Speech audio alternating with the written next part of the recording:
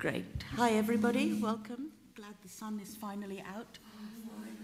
Finally, yes. And I'm really thrilled that you are sitting indoors, you know, and we promise we'll get you out and the sun will still be out when we're done. But thank you for coming for this panel. This is kind of a topic that I get asked to speak on a lot for various reasons, but it's kind of at the heart of where we are going with the media for several reasons. Firstly, if you're a global brand or indeed a kind of very small niche website, but with an online presence that spreads across borders, you need to think about your audience and you need to think about the profile of the audience and who they are.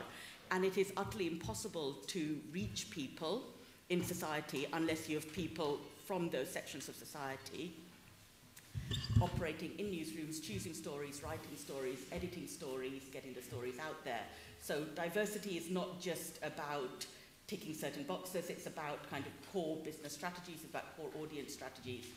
There's also a far wider point, which is that there's a huge amount of research that shows there are huge sections of societies that feel unserved by news organizations. They feel... even closer? Is it on? Is it on? Can you hear me now? No, the green light isn't on. I don't think it's on. Okay. Can you hear me now? Is it on? Yeah? Yeah? Okay. Now it's better. Okay. So I'll start again, actually. So there are huge sections of society that are unnewsed. They are not served by the media. They do not feel their voices are heard. They do not feel they are represented. This has incredibly dangerous implications for our politics, for our democracies. Rather than complain that these people are somehow ignorant or lacking the finest skills, we need to reach them. And I think the media has failed in several ways. And one of the ways it's failed is not making a big enough effort to reach these sections of societies.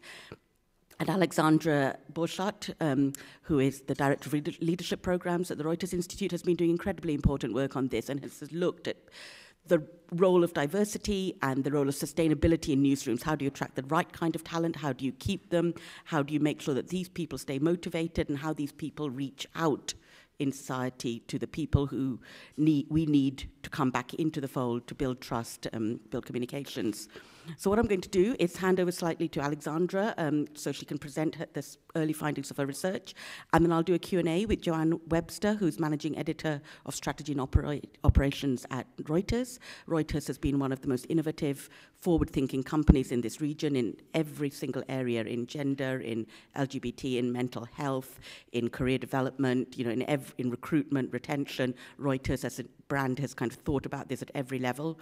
And Zuzanna Ziomecka, whose name I've mispronounced, who's the founder and editor-in-chief of NewsMavens, and again has incredibly powerful stories to tell about the importance of getting gender, women's issues, women writers on board, and also the importance of looking at journalists' mental health, career development, and the role editors have in taking some responsibility for the people who work with them. But I'll start with Alexandra and a presentation. Thank you. Yes, thank you, Meera, for this introduction, and thank you all for coming here. And I'm delighted that I can actually release the first preliminary findings of this research that we're doing, which started actually out as a research project on diversity, but it turned out to be much more. It's now a research project on talent in the profession, and actually, are we still getting the right talent, and who wants to become a journalist today? Because as you all know, this is a profession that's under pressure, and so that's why I put, can we get the first slide on maybe? Or should I? Do I just need to do something here? No. The first slide. Yeah, that's why I chose the slightly provocative working title for this, Are Journalists Today's Coal Miners? So do we actually have enough people, enough talent who wants to join the profession? And then what kind of talent is this? And how do newsrooms really try to attract and retain talent for newsrooms that are diverse and sustainable for all the reasons Meera mentioned? And yeah, this is what we are, the Reuters Institute in Oxford. We're doing comparative journalism research. We run a journalist fellowship program that Meera is responsible for 35 years. That's running. That's not the time Meera has been not for 35 years.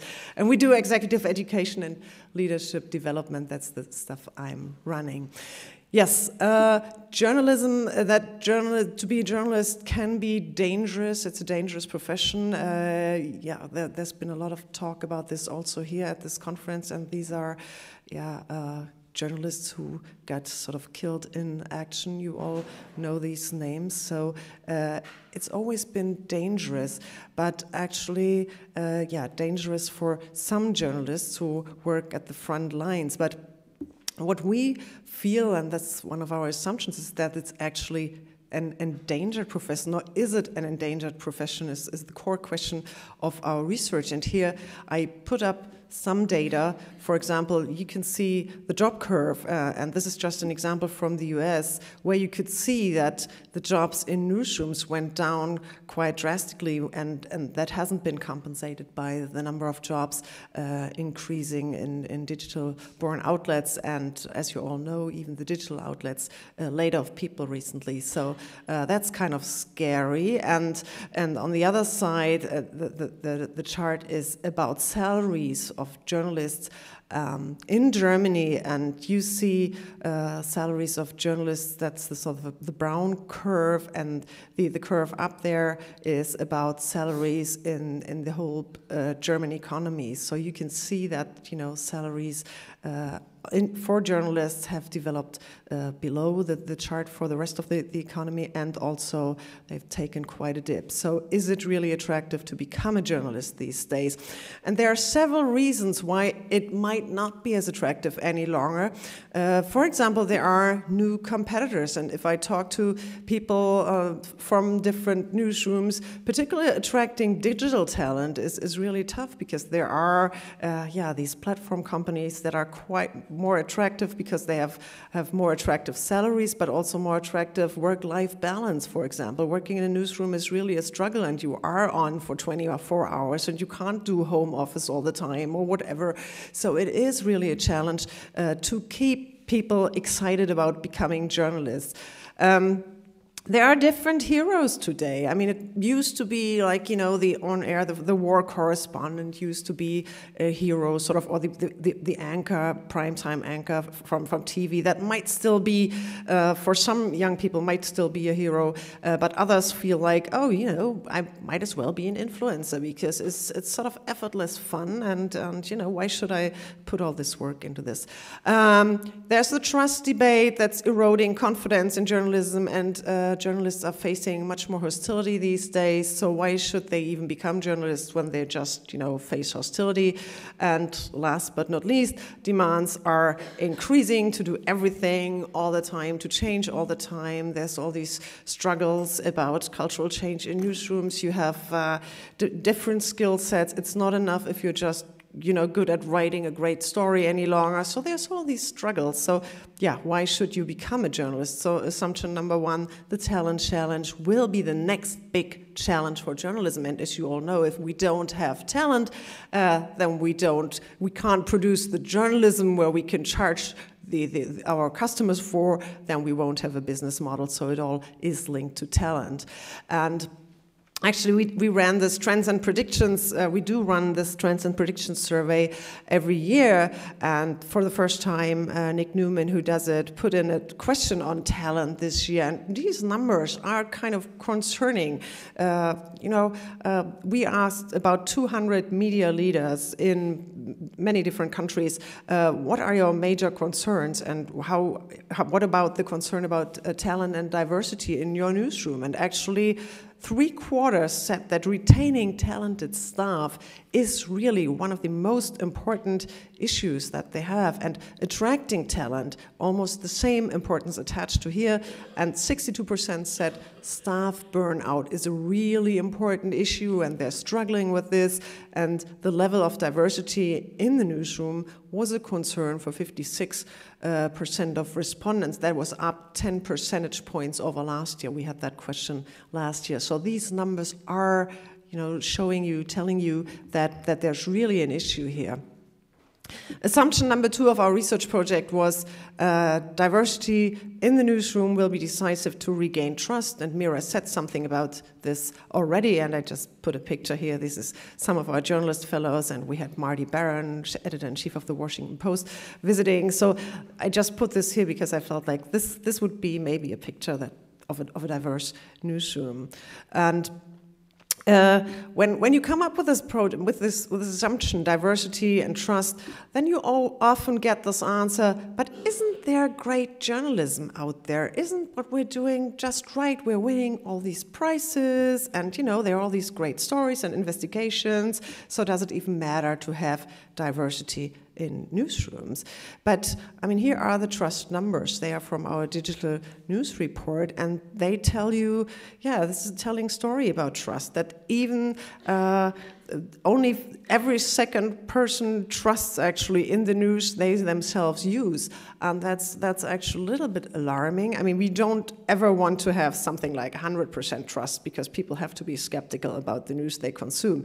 But still, there could be some improvement here. Trust is just average or very much below average. So there is something to be done, and that is linked to, do we really represent the whole of society in the content that we have? And the other alarming number is that there's a huge share of people who actually avoid the news regularly.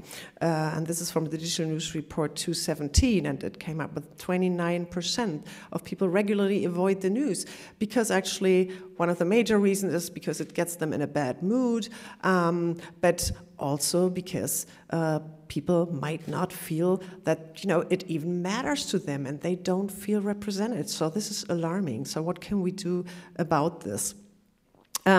Our study, what's the study about? Who wants to become a journalist these days? How important do editors and heads of journalism schools, by the way, think diversity is? We wanted to come up with a catalog of best practice, how to attract diverse talent, and what are the challenges. And if you have some best practice that you've heard about, please get in touch with us, tell us about it, because we really want to have this list in the end with really good advice. What can you do? We're collecting this from all kinds of organizations. We are comparing Germany, Sweden, and the United Kingdom. Method is qualitative, more than 30 structured interviews with editors-in-chief, heads of journalism schools, additional interviews with students and trainees who wants to become a journalist these days. Team is the University of Mainz and the Reuters Institute, our institute. Funding comes from the German Telecom Foundation. And the final results are to be published in July this year. So the preliminary findings, what we found about the talent pipeline. First of all, our first question was always, tell us the 3 biggest challenges you are facing, strategic challenges you are facing in your newsroom today. And actually the talent question is regularly mentioned among the top 3 challenges for newsroom. It's usually never first place. First place is usually digital change, but talent very often comes in second or third. Second finding, a talent shortage is emerging, particularly away from the big cities, and that's also something to do with the decline of local journalism, and that actually there are no role models out there where people feel like, oh, I know her, I know him, I could become a journalist myself. So people are really discouraged of joining the profession. And for tech talent, actually, there's a shortage everywhere, even in the big cities. Third thing, young people today seem to be much more serious and idealistic when choosing journalism as a profession. They don't pick it for the fun any longer. That's what most people said. Like, people come more from the activist side. I want to change the world. I want to have an impact. I want to make a difference. That's very much the motivation while young people are becoming journalists today. So that's changed quite a bit. Next finding, diversity is perceived as an important challenge everywhere. That's definitely, there was not a single editor-in-chief or head of a journalism school that we interviewed who said like, oh, actually we don't care. Maybe they wouldn't have admitted anyway, but no, they said it's a big topic in our newsroom, but for us, interestingly, very often what comes first is, oh, actually what we need most is diversity of political views. We're really struggling with that. Very often, on second place, there was this, oh, you know, we need diversity, rural versus urban background of our staff. So that's a big issue. Ethnic minorities, that's something that came in with, you know, that was mentioned a little less. And actually diversity of gender has turned out to be not as a huge issue. In fact, in many newsrooms, people say, oh, you know, we have so many women already. You know, the only thing that's a thing with gender is maybe the gender wage gap, so that we have to work on that. But actually, nobody was really struggling, you know, to get more women in because we felt, oh, we were pretty good on that. So that's what we found. And that's really showing that journalism is sort of becoming even a feminized profession, particularly in journalism schools. They feel like, oh, they have much more female applicants. Also, the women tend to do better. But do women really rise to the top? Well, that's a whole different question. The findings about challenges with diversity. Why is it so hard to get diversity? Well, obviously, with people from different ethnic backgrounds, particularly in Sweden and Germany, language skills are mentioned quite a bit as a serious impediment for hiring talent. And also, obviously, when it comes to different social backgrounds, different social classes, do they really pass the language requirements? Can we actually employ people, hire people who are not really great in the mastery of language? Most people said, no, this is really the basics. So if people don't master the language, we have to like make a cut here.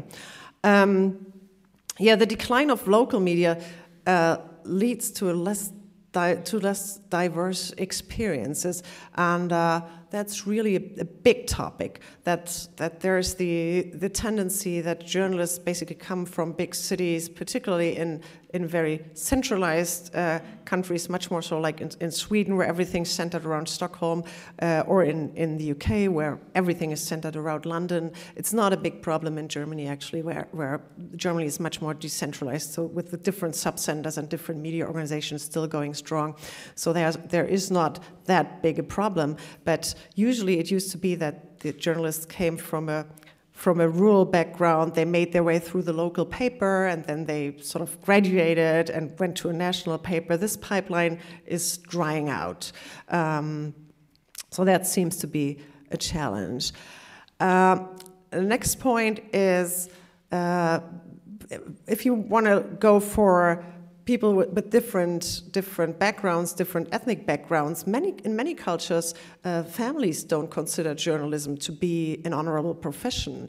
The trust debate reinforces this. They say, oh, you know, we sacrificed so much to come to this country, to make a living, to establish us here. They encourage their children to be something reasonable, like a lawyer or a doctor or something. You know, you better don't be a journalist. So that's really an impediment for organizations to hire candidates or to find candidates from different ethnic backgrounds. What's popped up everywhere is also, it's not enough to hire diverse candidates just for the numbers. And then you have the numbers and they are there, and then, you know, you can forget about it and you expect them to do the same as everybody else and to blend in. No, that is not working. You have to really know that there are different demands, whether it's maybe still a language problem, maybe if you hire people from different social backgrounds, someone told me the example, you know, well, there was this guy who had to work nights to support his family, and today, during the days he went to journalism school, obviously he wasn't really able to do as brilliantly as others because he was tired all day, or there are other challenges. So if you hire candidates that have a different social background, you have to do something to help them succeed. And this is really not like, you know, we hired you, now you're on your own. But if you want to really have diversity, you have to do something for it and to promote it. Some best practice strategies that we found that that come up over and over again in our interviews.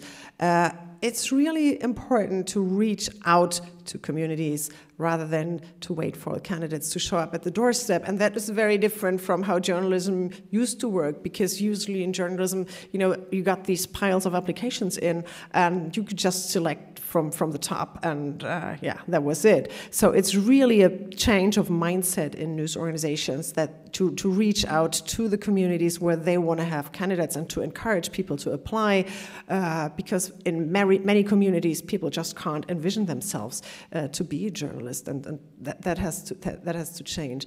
Professionalized recruitment procedures, I'm sure Joe will tell us about this, but that's really important. Then what I already said, support diversity candidates at work, not just let them struggle on their own.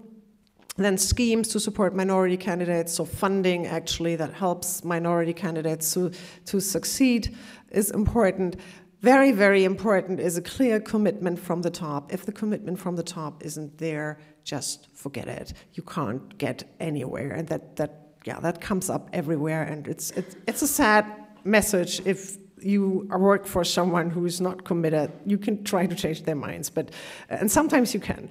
But this commitment has to be there.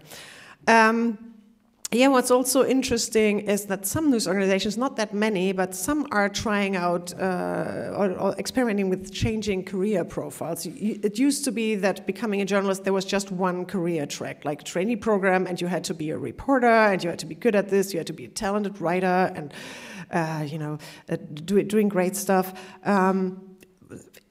Today there are so many different requirements. Why don't you split up the trainee programs in different kind of career tracks, where some are more a management track or a more a tech-oriented track? So that's something that some news organizations are experimenting with, and it seems to make lots of sense, and it helps to capture a much broader array of candidates. And then obviously addressing injustices like the gender wage gap is really important.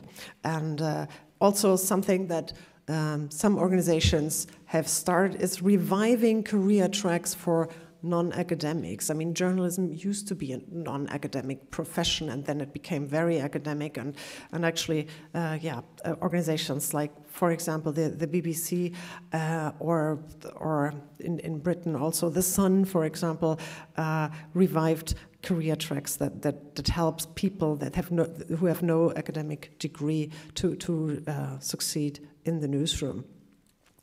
Yes, and this topic is so incredibly important because to hold power to account, the media needs top talent. I'm convinced that this is one of the major challenges, and I hope we will have a great discussion here. Thank you for your attention. Thank you very much, Alexandra. That was really, really interesting, and I come from a family that wasn't completely sure that I should be going into journalism and would prefer that I did medicine, so I completely empathise. And I'm just going to go to Joe here, because a lot of the best practices are things that Reuters has implemented or thought about implementing. And I just wanted to ask you a little bit about what Reuters does, but also, where did the drive for this come from? What was the thinking behind the idea that we need to diversify? So I think, can you hear me? Okay, good. Some of our biggest challenges as a news agency revolve around the fact that more and more news is becoming commoditized, and so we really need to work hard to stand out. We're also not just serving multiple customers, but we're serving multiple customer groups. So we don't have a single reader, and I think, like many other organizations in our industry, we're going through a period of change and disruption. And so we need to be able to adapt. And I think diversity is a business rationale to underpin all of those challenges. So it means everything from thought and style and experience to race, gender, culture. And I don't think it's just an issue of fairness. I think it's really going to help drive world-class journalism. So it gets better access to stories, it avoids groupthink, it ensures our file is diverse, and it helps us reflect the world that we live in and do so in a kind of creative and innovative way. So really, it's a business imperative. We have no choice. We have to do this if we want to sort of remain a leading kind of news organization. So what we've tried to do is look at the whole employee life cycle, from recruitment, and actually even before recruitment, to building talent and developing it, and also retaining great talent. I'm not going to pretend there's a silver bullet here. You know, we still make mistakes. Some of our statistics are still not great. But I think if we do so in a very sort of strategic way, and we do so in a number of initiatives, we can actually help to sort of move the dial on this. But fundamentally, I think there needs to be a business rationale behind every decision we take, and it has to be embedded into our culture at every level of the organization, and not just at the top, although it's clear that we need to lead from the top, but our middle managers, who, let's face it, have a very big impact on our day-to-day operation, have to buy into this to make it actually happen. And I think one of the mistakes we've made in the past, which we're trying to avoid now, is sort of doing diversity initiatives, sort of individual, one-off initiatives that typically, in my experience, fizzle out. And as a result of that, you end up with diversity fatigue in the staff, you end up with management credibility eroded, and you don't really change anything in the culture. So, I mean, I can talk a little bit about what we do in recruitment, what we do to develop, and how we retain staff, if that's of interest. Yes, okay, sure. So in terms of recruitment, I think it's important we get to individuals even before they decide what they want to do as a career. So last night I was at dinner sitting next to a young gentleman called Solomon Elliott, and he's doing a similar initiative to Reuters, and I know others here at the conference are as well. And it's going out to schools and teaching them about the dissemination of fake news, teaching students about a career in journalism. And we're doing that through the Charlotte Project, which we launched last year in memory of one of our learning editors who very sadly died of a stroke unexpectedly. And we go into schools and we're trying to reach different socioeconomic backgrounds, diverse students who perhaps haven't considered a career in journalism, and we're doing so through workshops around fake news. And I've been into schools. It's absolutely terrifying. I have huge respect for teachers now. I remember after the first session, I literally came out covered in sweat. But it's really good fun, and actually it's really interesting to sort of engage with younger people and find out about how they're consuming news, if at all, because I think we need to learn from that. You know, we've made mistakes in the past where we haven't learned from that. So there are a number of initiatives like that underway. Then when we actually recruit people, I think it's important that we eradicate any nepotism when it comes to work experience.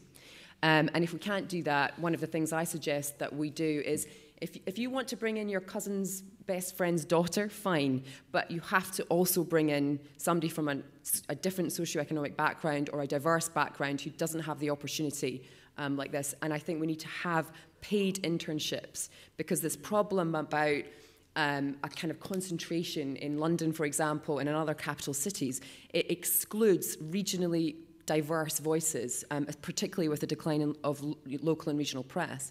So we really need to focus on paid internships. And then when we go and recruit, I think it's important, as Alexandra said, to build networks, not to wait for people to come to us. If we wait for people to come to us, typically they're in our own image, they're friends or colleagues we've worked with, and you end up hiring people like you, which is, completely against the point of what we're trying to do. And then just around the sort of strategic processes around hiring, I think we're trying to do much more multimedia job adverts to engage with different groups. We're looking at advertising every single job and getting rid of any kind of preferred candidate process. We're expanding the places we advertise. So typically, years ago, we would always go to the Russell group of universities or the same newspapers to advertise our jobs. I think we need to find different ways of reaching candidates. Being very careful about the language and the tone and tonality of job adverts is also important. And then just the very basics, you've got to have diverse slates. You've got to have diverse panels. We've introduced anonymous testing where we ask candidates to either write a story pitch or a strategic document, and then we get HR to strip off any features that would distinguish the candidate and then mark them anonymously so that we try and engineer out unconscious bias from the process. Now, I'm not going to pretend we can do that completely, and I listened to Zuzanna yesterday talking about this, but you know, it's one way of trying to engineer that out. And then, you know, making sure that we build in and embed these diverse goals into our bureau chief and manager, you know, annual appraisals, so that there is no excuse not to do this. So that's some of the ways we kind of target recruitment. Obviously, we have metrics and targets. We use this to hold ourselves to account. I think, obviously, metrics that become quotas become quite polarizing, but without them, you know, we need a clear commitment. And we need to be aspirational. And I think we've got quite aggressive targets, particularly now on women in leadership this year. So I'm really intrigued to see, you know, I want us to try and kind of break through that barrier. And then in development and retention, it's all about agility and movement, you know, different career paths, as you were saying. It's about targeted training, secondments and stretch projects. I think a challenge we have is that typically Reuters has been a sort of up and out pyramid structure. So we're now trying to find alternative career paths for individual contributors, because again, listening to a panel yesterday where we were commenting that great journalists don't always make great managers, and we have to be careful not to promote people into roles that they're perhaps not suited for.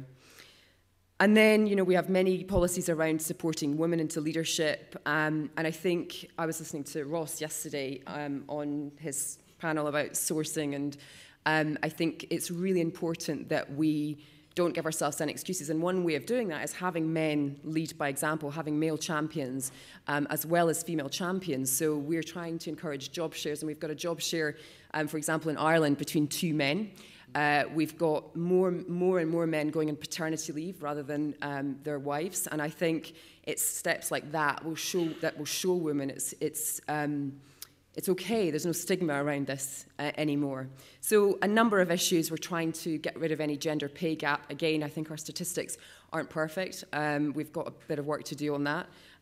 But we're trying to kind of look at a very holistic approach to the employee life cycle and make sure that, I recognise there's no one single silver bullet, but if we can do all of these things with a business rationale behind them, then I think we hopefully will start to see good results. Thank you. Zuzanna, Joe mentioned kind of the up and out pyramid structure of newsrooms, and this is kind of a problem everywhere, I think. And you kind of talk about the power editors have at so many levels, at the recruitment stage and the retention stage. And do you feel that senior editors and managers are kind of managing the careers of people in a way that keeps the newsroom diverse and functioning at every level? Thanks for that question. Can you guys hear me? Is it on? There it is. Yeah. Thanks for that question. I actually think editors are key to this entire puzzle. Not because journalists aren't important, but because the role of editors has changed so much, because the job has changed so much. Not only is there more of it, but we're not entirely sure what success is, or the definition of success today might be something very different from what we're trying to achieve as an organization tomorrow. The metrics keep changing, don't they? And the reality of how many channels we need to have in order to compete, in order to be on the level. We're not just making a newspaper anymore. This is something that Reuters Institute talks about a lot. We're making newspapers and websites and writing newsletters and maintaining an application and writing newsletters for WhatsApp. And there's so much more of the work to manage. And the goal is not as clear as it used to be. It's not just getting the best stories to print on time. It's engaging with communities. It's building loyalty. So the job of the editor has become so much more complex. And in smaller organizations like the one that I run or that I'm a part of, which is Gazeta Wyborcza in Poland, where there might not be as many resources to build the kind of best practice projects that Joe was talking about. I think if you have to choose because you're strapped for time and money, in my opinion, the best choice is to focus on the editors, because they are the middle management that has typically shouldered a lot of the responsibility, and now they have more, and we don't have a culture of training them. It's usually, you mentioned this, Joe, that we usually promote our best journalist into the editor job, and then we kind of expect that the quality of work that we noticed and rewarded is now what they will guarantee that their team will produce. What a good job we've done. We've promoted this person effectively out of their work and into a role that we didn't teach them how to do. Because essentially, the editor used to be a master craftsman. He or she was the best at producing the content.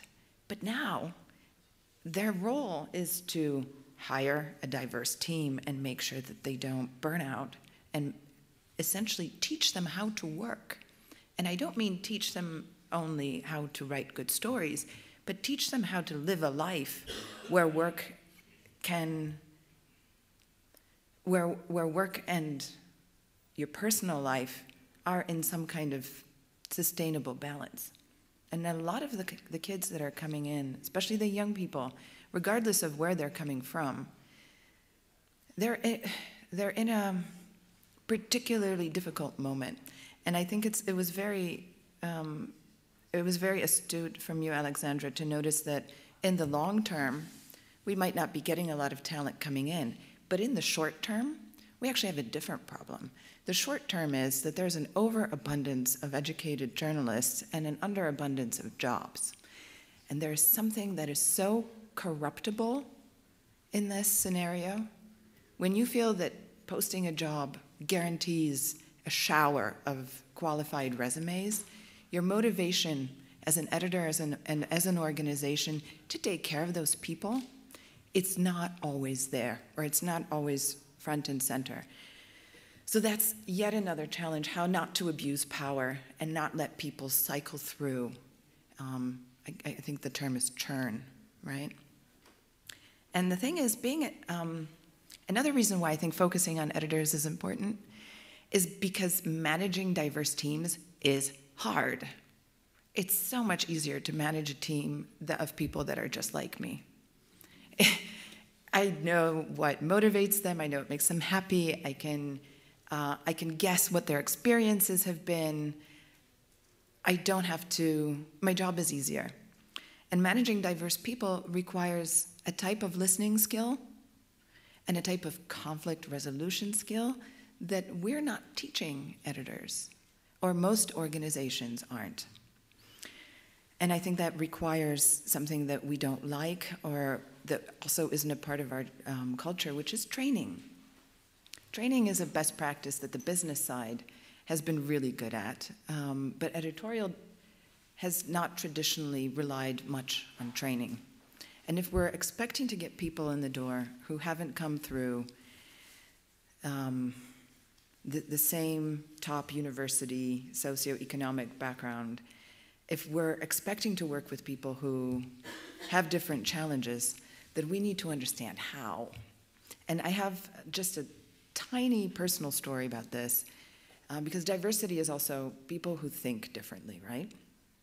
And when I was building NewsMavens as an editor, I suddenly had on my team different kinds of workers, not just journalists. I had a UX designer, I had a graphic designer, and I had programmers. Now, these people are very unlike journalists.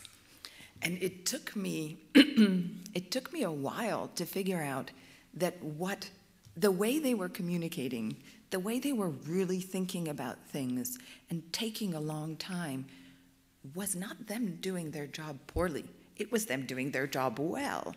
So the learning curve of actually figuring out how to work with people who have different brains requires time, and it also requires somebody you can talk to about it.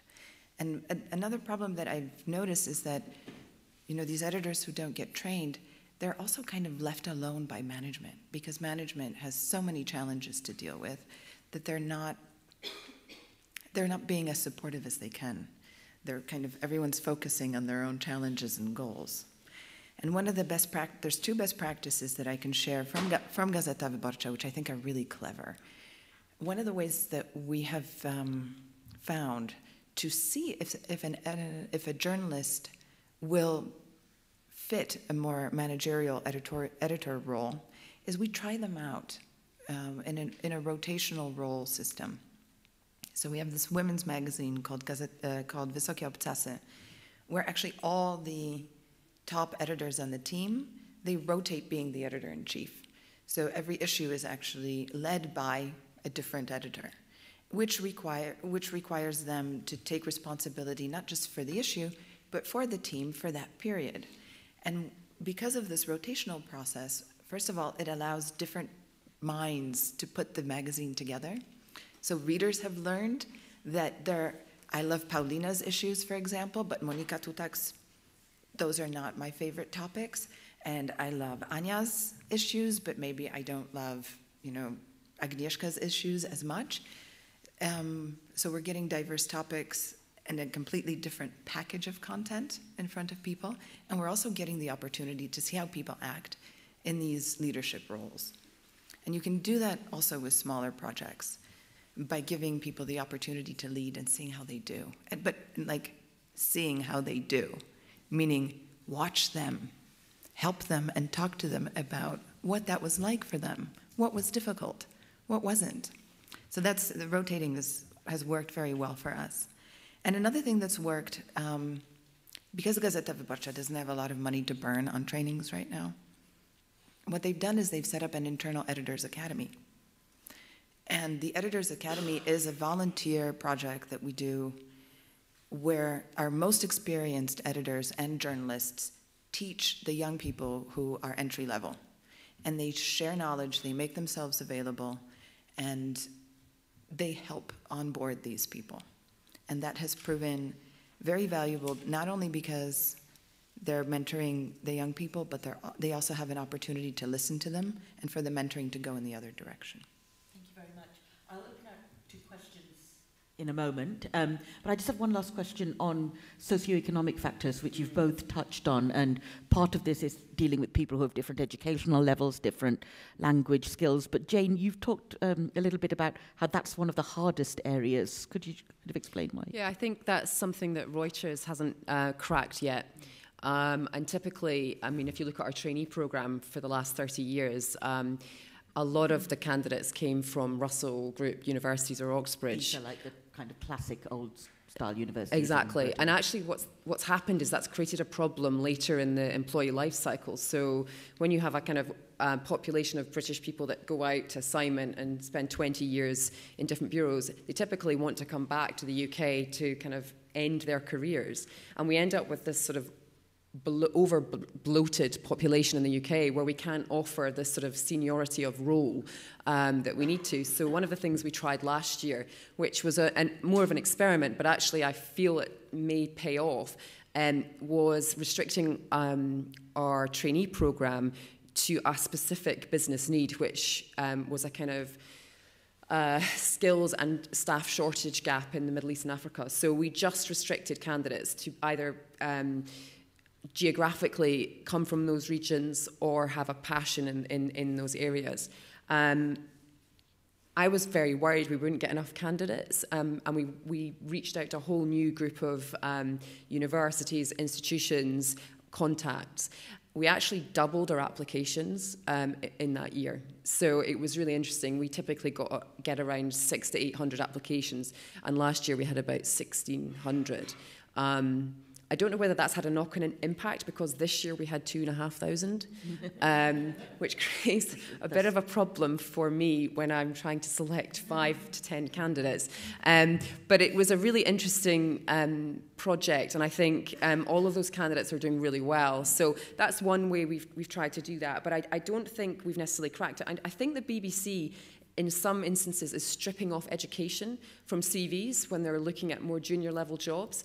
And I think that's a really interesting initiative, and I'd love to hear more about that, actually. My concern would be, I think, you know, from a pitch or experience, you can learn some things about a candidate, but I worry you wouldn't be able to learn about whether they can persevere, whether they're determined, you know, how committed they are to a career in journalism. So, you know, if there's anyone in the audience that have any ideas on how else we can tackle this issue, I'd be really interested to hear it. Okay, thank you. Actually, I know that we've got Ross from the BBC here. Could I just bring you in on that? Could you get the mic? This is Ross Atkins from the BBC, who also heads up the 50/50 project, which aims by this month for gender equality in content. I should add that I'm a presenter and not a diversity executive at the BBC, so this is a little outside of my purview, I think is the phrase. But I could talk a little bit about that. And so the BBC's done, there's a woman called Katie Lloyd, who's the BBC's diversity lead for BBC News, and she's done some amazing work at getting a more diverse group of people to come into the BBC, partly by reducing the education qualification requirements. It used to be you had to have a degree, now you don't have to have a degree, and so on. The bigger problem I see for us, and you've just been talking about it, is when we get them into the organisation, there's no career path because people like me have been at the BBC for 20 years and I'm still having a good time. And we're not leaving. Yeah. And Attrition so I've watched the people who make my programme tend to be in their late 20s and 30s, and it's just broken my heart time and time again that people who I think are just incredible can't see a way up at the BBC because there are so many people in their 40s and 50s who have been lifers at the BBC and who are very committed to it. And individually, of course, they're fantastic. I'm not criticising them, but there's not a lot of staff turnover, which is good for those of us who got in and are now in senior roles, but for amazing 20 and 30-somethings, it's an issue. And I wonder what all of you think about how organisations approach that, because if you go back to the 60s in the UK, keeping staff was a goal for big organisations. You offered people incentives to stay. So every year I work at the BBC, I get extra leave. I get holiday to say thanks for staying at the BBC. There are rewards built in for staying, which was always the goal in the 60s and the 70s. And I wonder if perhaps that idea that the longer you hold staff, the better, needs to be revisited. I completely agree. I mean, I think attrition is one of those areas where Reuters has pretty low attrition, and I like to think it's because people are really, really happy. And she's laughing, she's from Reuters. But I think it does create a problem because it doesn't create that kind of movement of ability to move around the organisation. So we've got to start thinking differently about career paths rather than it always being up a pyramid. We need to start thinking about moving across. And if you look at what millennials want anyway, they're not really interested in staying in a beat for in our situation, they're not really interested in staying in a beat for 10 to 15 years. They want different experiences. So I think we need to be much better at creating different opportunities.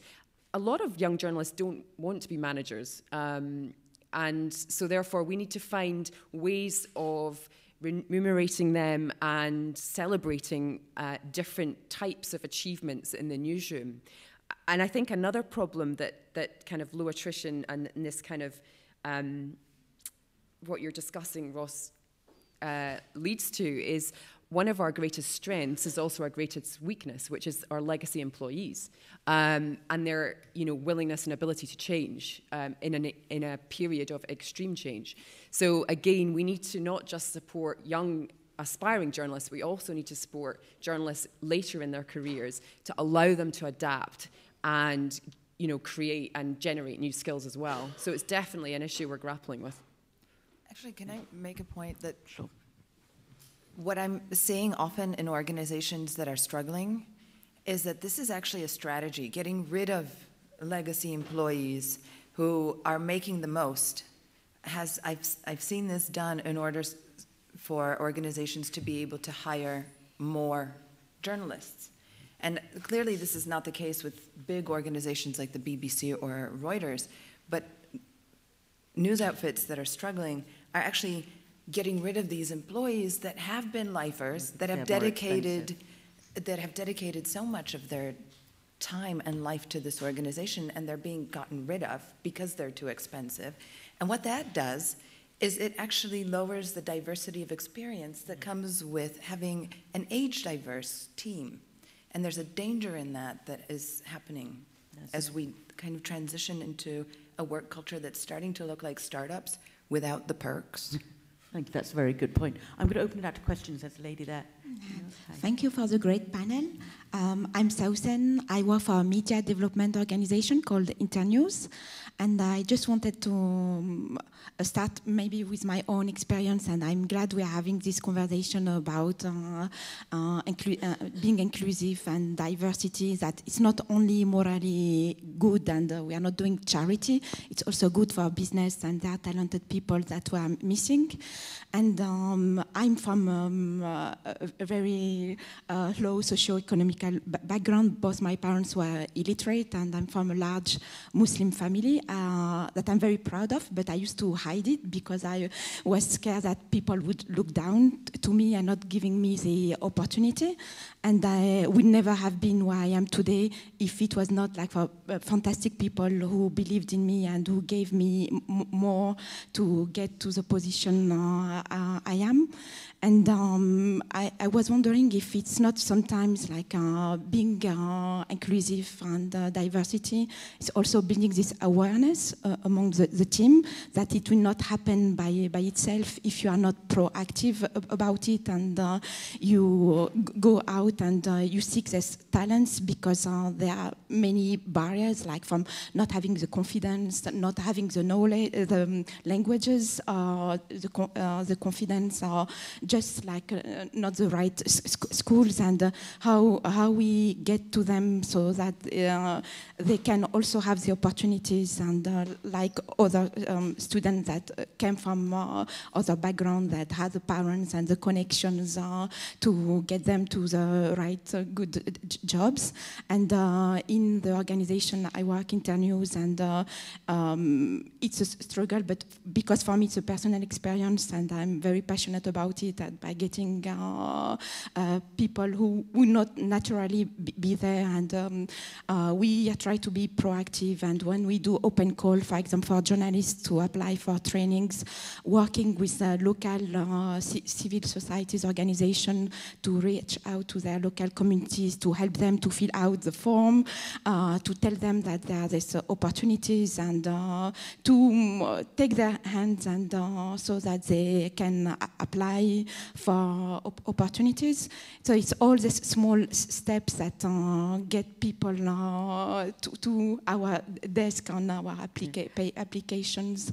That, can I ask you a question? Yeah. How did you get into journalism?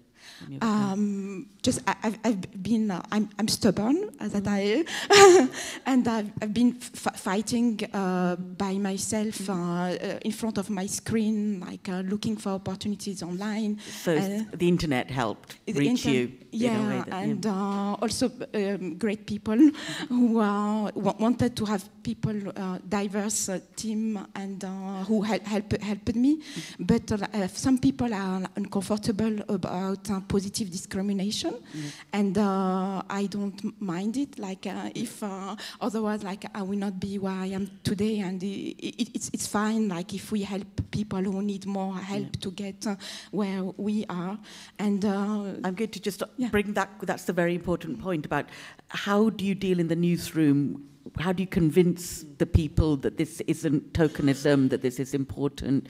Where have you failed in that? Have you had times where it's not worked? I think fundamentally, it always comes back to a business rationale. And if you can prove that the journalism is better and the performance of the business is better, then you don't need to convince people that they can see it, that the proof is in the pudding. I think it's when you call it a diversity project, where it's almost like a sort of box-ticking exercise, that people become fatigued and skeptical.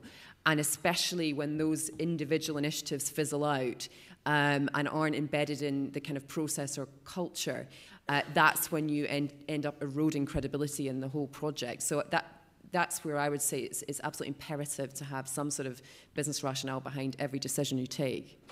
Okay. Thank you, Alexandra.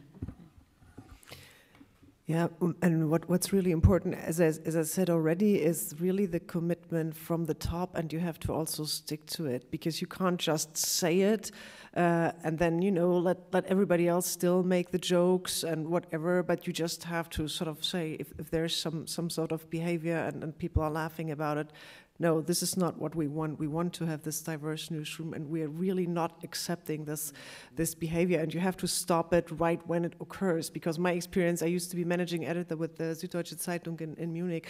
My experience was really that editors-in-chief were committed, or they said they were committed, but there were still lots of, you know, these groups of these sort of snickering kind of comments on the side, and, you know, oh, we are so humorous about it. No, it's not humorous. It's serious, and it's a business thing. And I asked everybody in these interviews, has there been any pushback? And yes, people say yes, and I think you said that too when I interviewed you. Yes, there has been pushback, but people wouldn't dare to, like, you know, speak out loud, and that's one thing. And actually, I talked to Ross this morning about how they've done it, and I really like that approach too. So this 50-50 project at the BBC has some sort of game component to it, because it's sort of a competition, like, you know, who's doing better in bringing up like 50-50 male-female content. So really, people like to excel and they like to do good, and because it's not mandatory in this case, but it's just something that, you know, it's really the top is actually committed. The Director General of the BBC is committed to this. So this is important, but it's still the way you get there is competition, and you know, people are proud when they achieve the goals. And so that's something that's a positive message to it, a positive feel to it, and that I really like. And on that note, I'm really thrilled that the audience has been so diverse. Great to see a kind of 50-50 gender split, which it was earlier. So thank you all so much, and thank you for our amazing panelists for the work they're doing as well. And go out and enjoy the sunshine. Thank you. And thank you, Meera. Thank you.